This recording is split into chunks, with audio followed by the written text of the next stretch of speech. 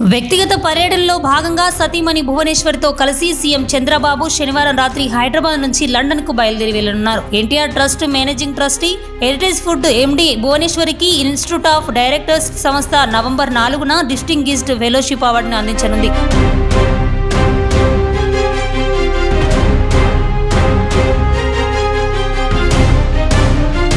అలాగే heritage foods కి excellence in corporate governance విభాగంలో లభించిన గోల్డెన్ పికాక్ అవార్డును కూడా అదే వేదికపై భువనేశ్వర్ అందుకోనున్నారు.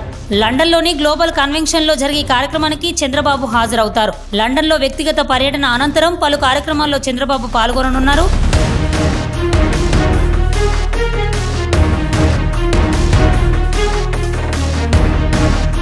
విశాఖలో నవంబర్ 14, 15 తేదీలలో జరగనున్న సిఐఐ భాగస్వామ్య సదస్సుకి అక్క నుండి పారిశ్రామికవేత్తలను ఆహ్వానించనున్నారు.